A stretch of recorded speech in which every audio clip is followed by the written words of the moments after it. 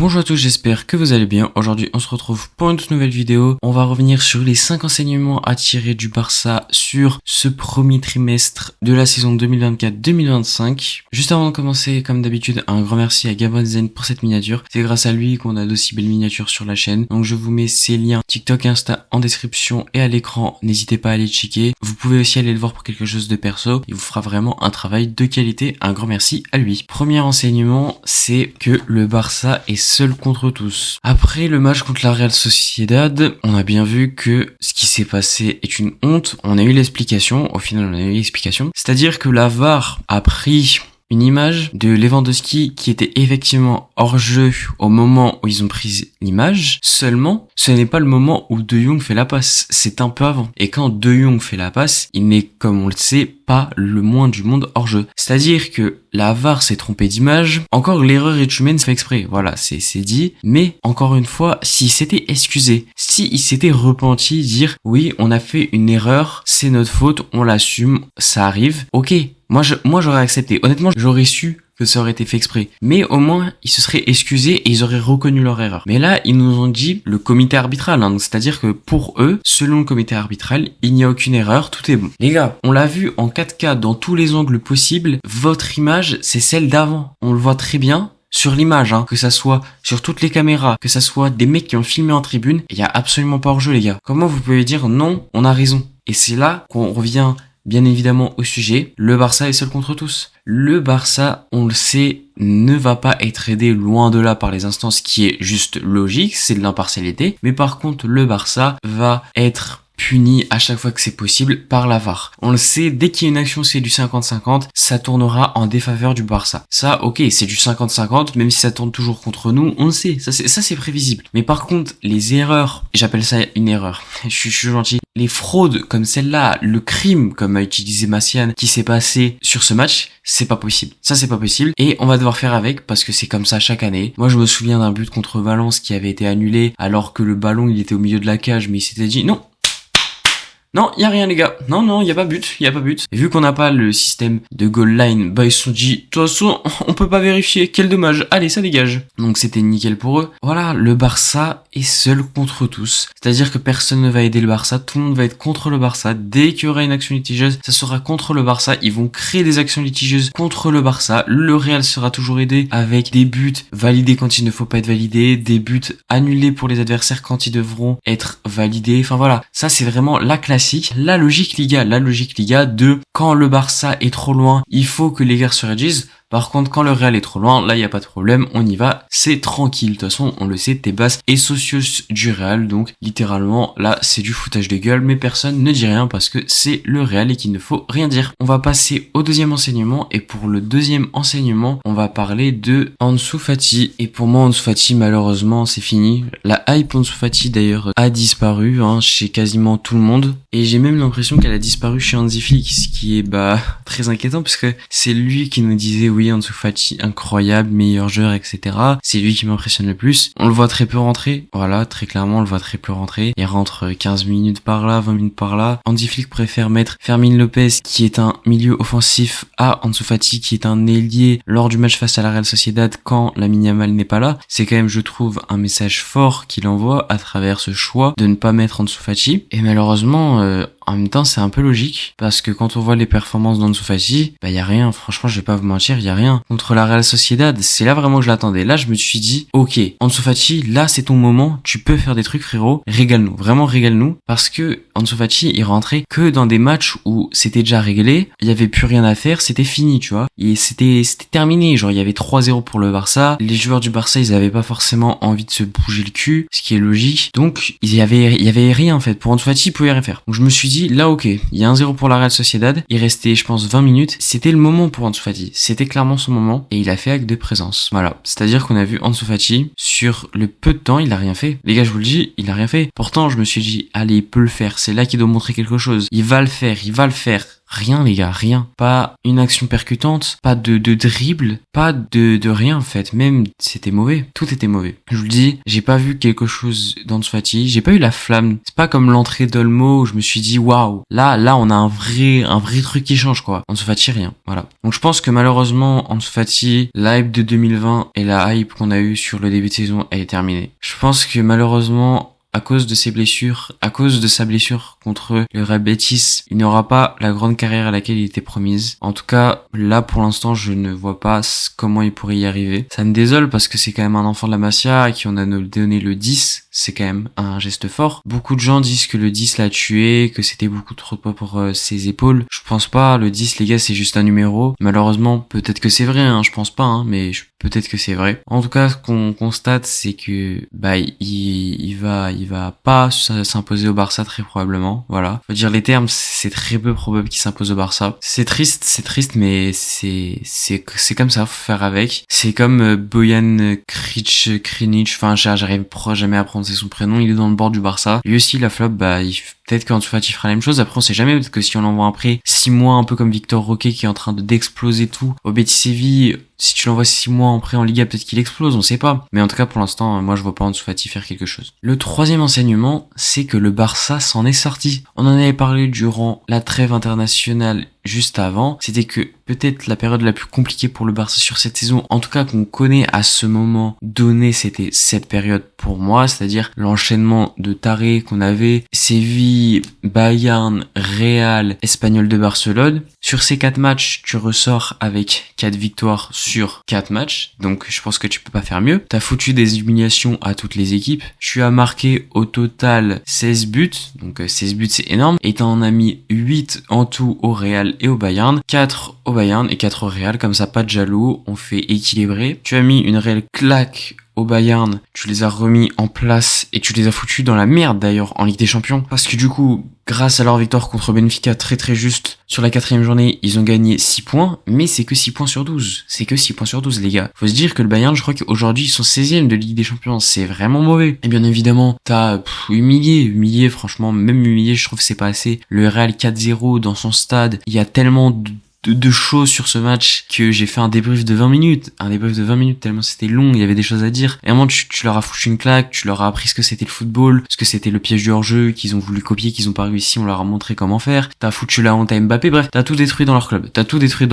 T'as foutu une crise parce qu'en plus après ils viennent perdre contre Milan. Donc voilà, honnêtement, cet enchaînement, on l'a magnifiquement bien réalisé. En plus, après t'enchaînes avec une belle victoire 5-2 contre l'Étoile Rouge. Seul point noir, c'est la Real Sociedad. Tu viens t'incliner contre la Real Sociedad. Mais les gars, déjà, plusieurs choses. On s'est fait voler sur ce match. Ça, c'est clair et net. Je pense sincèrement que le match aurait été très différent, voire on aurait très clairement gagné si on n'avait pas eu ce vol et on aurait mis ce but. En fait, on l'a mis, mais juste si on avait été validé le but qui aurait dû être validé, c'était bon. On aurait gagné, je pense. Mais même, les gars, ça arrive à tout le monde de pas faire des matchs à 100%. On peut pas, sur une saison, gagner tous les matchs. C'est pas possible. On peut pas, sur une saison, faire une masterclass tous les matchs. C'est impossible. Franchement, c'est impossible. Même les meilleures équipes l'ont pas fait. Même le Barça de Pep ne l'a pas fait. Enfin bref, on voit que c'est pas si facile que ça. Tu peux te rater sur un match, ça arrive. Faut pas non plus s'alarmer. Certes, il y a des choses qui sont plus inquiétantes que d'autres. Par exemple, on peut parler d'une Lamine Yamal dépendance. Honnêtement, moi, je n'y crois pas. Certes, ça joue parce que c'est quand même la pièce maîtresse de ton jeu, parce que c'est la star de ton équipe. Mais c'est pas parce que on n'a pas Lamine Yamal et qu'on a fait un mauvais match que on a une Lamine Yamal dépendance, les gars. Je vous le dis tout de suite. Donc au final, certes, on repart sur un mauvais goût parce que t'as cette défaite, mais on est quand même 6e de Ligue des Champions. On va jouer des matchs qui me semblent quand même assez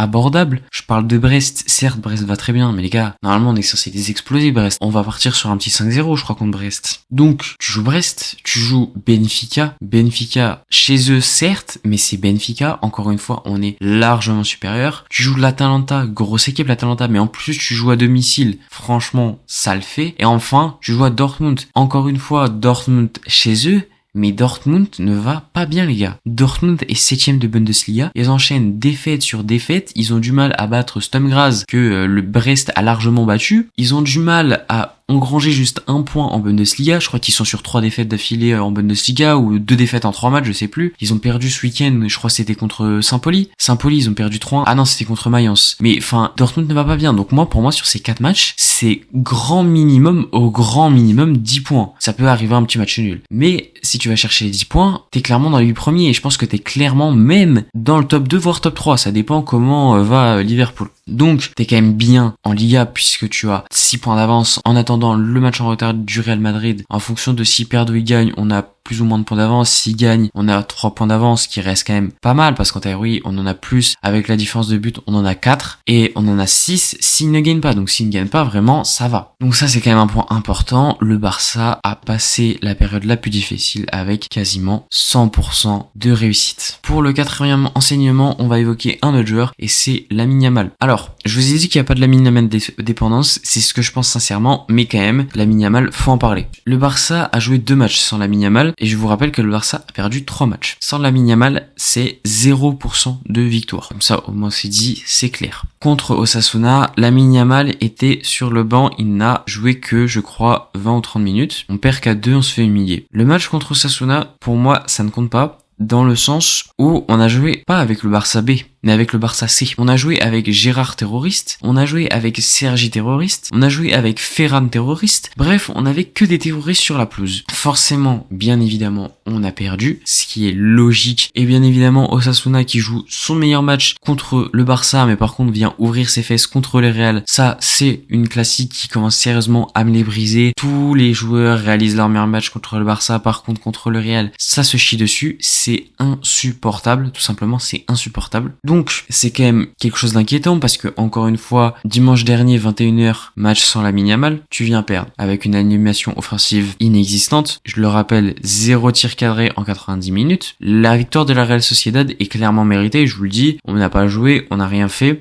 La victoire de la Real Sociedad est méritée malgré l'erreur arbitrale qui, pour moi, aurait tout changé, mais la victoire de la Real Sociedad reste pour le moins totalement méritée. Donc tu te dis, est-ce que, du coup, il y aurait pas une Lamine Yamal dépendance? Moi, je ne pense pas, les gars. Je vous le dis, je ne le pense pas. Pourquoi je ne le pense pas? Parce que tout ne repose pas sur Lamine Yamal. On l'a vu par exemple contre le Bayern, c'est un triplé de Rafinha avec 2 passes de Fermin Lopez par exemple. On a vu aussi que le meilleur buteur, le golden boot pour l'instant, c'est Lewandowski, c'est lui. Alors certes, Lamine Yamal, il va apporter des choses différentes parce que c'est Lamine Yamal, c'est un top 10 Ballon d'Or les gars, c'est votre star, c'est lui qui fait la différence, c'est lui qui va faire les dribbles, c'est lui qui va faire les appels, c'est lui qui va casser les reins à des défenseurs de 36 ans alors qu'il en a 20 de moins. Voilà, c'est ça Lamine Yamal. Mais tout ne dépend pas de Lamine Yamal, on l'a vu sur plusieurs matchs. Le Real, c'est pas Lamine Yamal. Lamine Yamal fait globalement un mauvais match contre le Real. Venez pas me dire parce que oui, il a mis un but tard FIFA, Lamine Yamal a été bon. Je suis désolé, Lamine Yamal a fait beaucoup d'erreurs contre le Real, des mauvais choix, des mauvaises passes, des mauvais dribbles. Bref, il a fait beaucoup d'erreurs contre le Real. Contre Séville, c'était un collectif. C'est pour ça que je dis que il n'y a pas de Lamine Yamal dépendance pour moi. Les gars, pour moi, une dépendance, c'était par exemple le Paris Saint-Germain il y a 2 années avec Kylian Mbappé qui faisait tout. Là, c'était une dépendance. Là, tout reposait sur lui. On le voyait très clairement. Mais ce qu'on voit ici n'est pas une Lamine Yamal dépendance. Ce n'est clairement pas une Lamine Yamal dépendance. Ce qu'on voyait avec Messi, c'était une Messi dépendance. Parce que s'il n'y avait pas Messi, pour le coup, il y avait rien. Il y avait rien. Qu'il soit là ou pas là, si Messi n'y arrivait pas, c'était fini. C'était fini. C'est pour ça que pour moi, il n'y a pas de Lamine Yamal dépendance. Certes, c'est à surveiller le fait que, effectivement, quand il n'y a pas de Lamine Yamal, on a plus de mal. Certes, si ça se reproduit tout le temps, là, on pourra commencer à parler d'une Lamine Yamal dépendance. Mais pour moi, il n'y a pas aujourd'hui les caractéristiques d'une dépendance à un joueur. En tout cas, pas pour l'instant. Enfin, pour le 5e et dernier enseignement, on va parler du fait que le Barça est officiellement pour moi favori dans toutes les compétitions ou quasi favori. Je vous avais parlé de City, je reviens sur mon avis, City n'est plus favori de la Ligue des Champions. Le Barça et Liverpool sont favoris de la Ligue des Champions. Le seul adversaire de Barcelone aujourd'hui sur cette saison, c'est Liverpool. À l'heure actuelle, bien évidemment. City est sur 4 défaites d'affilée. 4 défaites d'affilée les gars. Je vous l'avais dit, ils ont beaucoup de mal sans Rodri. Quand Rodri s'est blessé, j'avais dit attention. Et ça a pas loupé. Ils ont résisté pendant quelques matchs, avec un jeu dégueulasse, des égalisations dans les dernières minutes, des buts dans les dernières minutes. C'est passé. 4 défaites d'affilée. 4 défaites d'affilée. Tottenham, tu perds. Sporting Portugal, tu perds. Brighton, tu perds. Et il y a un autre match aussi où ils ont perdu, je sais même plus c'est qui. Et au niveau du jeu, c'est catastrophique. Paris Saint-Germain, plus la merde. Ils sont même pas dans les 24 qualifiés. Dans les barragistes, ils y sont pas. La Juve, c'est trop faible. L'Inter, c'est trop faible. Le Bayern, on les a démontés, les gars. On les a démontés. Bien évidemment que si tu tombes sur un Bayern en février, ce sera pas du tout la même chose. Mais en attendant, tu les as battus. Le Real, c'est une équipe de petits. C'est une équipe de petits qui va... Je le dis, hein, ils vont exploser entre eux. Voilà, ils vont exploser entre eux. Ça commence à arriver. Mbappé pas sélectionné en équipe de France. Les pénaltys pris par Vinicius. Il va y avoir des trucs. Ne vous inquiétez pas. Ne vous inquiétez pas. Aujourd'hui, le seul réel adversaire du Barça, c'est Liverpool. Il y a que Liverpool qui peut empêcher le Barça de quelque chose. En Liga, le seul adversaire du Barça, c'est les instances. C'est la Liga elle-même. C'est Tebas. C'est eux qui peuvent faire que le Barça ne prenne pas la Liga. Mais c'est tout. Sinon, personne ne pourra nous prendre les trophées. Je vous le dis très clairement. Alors, bien évidemment, en Ligue des Champions, si tu tombes contre un gros City en quart de finale, tu peux tomber. C'est logique. Mais à l'heure actuelle, je parle bien à l'heure actuelle, le Barça est favori dans toutes les compétitions, en compagnie de Liverpool, je le répète, même si pour moi le Barça produit un jeu largement supérieur et largement plus beau que celui proposé par Liverpool. Voilà, c'est la fin de la vidéo. N'hésitez pas à dire ce que vous en avez pensé en commentaire. Je précise que durant cette période de trêve internationale, encore une fois, il y aura pas beaucoup de vidéos. Ce sera d'ailleurs probablement la seule vidéo à voir parce que j'ai peut-être une autre vidéo en préparation, mais je sais pas si je vous la livrerai pendant cette trêve internationale. Si elle sort, vous serez au courant. Sinon, vous verrez peut-être. Ce sera dans très longtemps parce que ce sera, je pense, à la prochaine trêve internationale que je la sortirai. Mais elle sera aussi sur mon site. Si elle sort sur mon site, je vous la mettrai. Je vous le dirai dans une vidéo. C'est sorti sur mon site. Et je vous dirai, si vous voulez une adaptation vidéo, ça va être assez long. Donc, si vous voulez aller voir l'article, n'hésitez pas à aller voir. Aussi, je tiens à le dire que je n'ai pas tenu ma promesse la dernière trêve internationale. Je vous avais dit que je ferais une banque de vidéos plus complète avec 10 vidéos par joueur. J'avais commencé à le faire. J'ai pas tenu ma promesse parce que je l'ai fait, je crois, pour 2 ou 3 joueurs, donc c'est ridicule. Voilà, je le dis clairement, c'est ridicule. Cette trêve internationale, je vais le faire parce qu'en plus, je n'ai pas beaucoup de cours, donc ce qui me permet d'avoir beaucoup de temps libre et donc je vais m'y consacrer pour enfin finir cette tâche. Comme ça, vous aurez des vidéos plus qualitatives avec beaucoup plus d'images différentes parce que pour vous, ça doit être aussi insupportable de voir tout le temps les mêmes images. Donc c'est pour améliorer le contenu de mes vidéos. Et voilà, c'est tout ce que j'avais à dire. N'hésitez pas, comme d'habitude, à me suivre sur tous les réseaux, que ce soit TikTok ou Insta, où je republie des segments de mes vidéos. Donc vous prenez celui qui vous intéresse et vous le regardez. Sur TikTok, en parallèle, je publie aussi du contenu différent et allez checker pour voir ce que ça donne. Et je suis aussi bien évidemment sur Twitter. Et comme d'habitude, n'oubliez pas de liker la vidéo, de la partager, de vous abonner, d'activer la cloche. Et moi, je vous dis tchuss!